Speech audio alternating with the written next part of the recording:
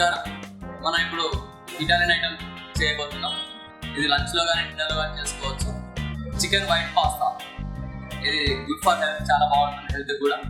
ఇప్పుడు ఎలా తయారు చేయాలో దానికి కావాల్సిన పదార్థాలు చూడండి. Chilli flakes, red capsicums, mushrooms, basil, boil చేసిన చికెన్ చిన్న చిన్న ముక్కలు కట్ చేసుకోవాలి.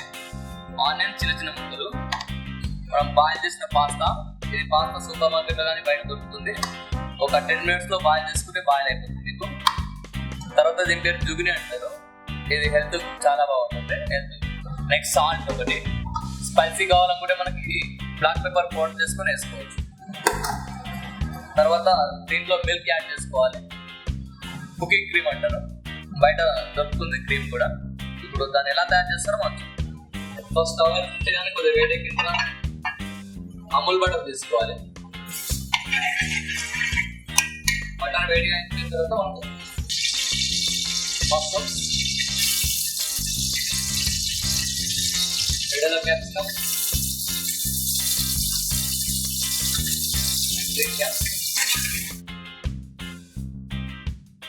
ఇది కొద్దిగా ఫ్రై అయిన తర్వాత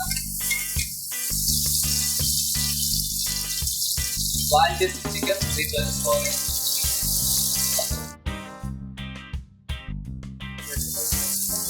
తర్వాత మిల్క్ తీసుకోవాలి.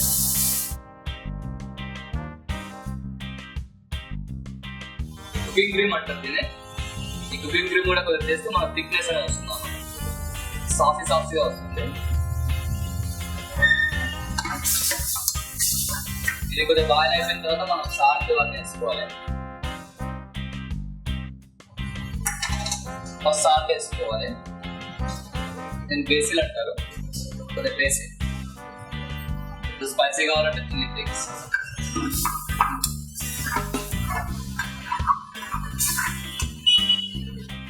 ఈ మసాలా కొద్దిగా బాయిల్ అయిన తర్వాత థిక్నెస్ వస్తుంది మనకి ఇలాగా. తర్వాత పాస్తా వేసుకోవాలి.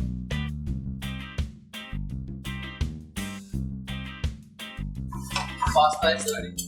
ఇప్పుడు గుమగుమలాడే వేడి పాస్తా మనం బౌల్లో తీసుకొని సర్వ్ చేసుకుంటే వేడిగా చాలా బాగుంటుంది. చిన్నపిల్లలు కానీ పెద్దవాళ్ళు కానీ తినవచ్చు. పెద్దవాళ్ళు కావాలంటే స్పైస్ తీసుకుని కొద్దిగా చిల్లీ ఫ్లేక్స్ వేసుకోవచ్చు. చిన్నపిల్లలకి చాలా ఇష్టపడతారు. మీరు ఇంట్లో కూడా ట్రై చేయొచ్చు.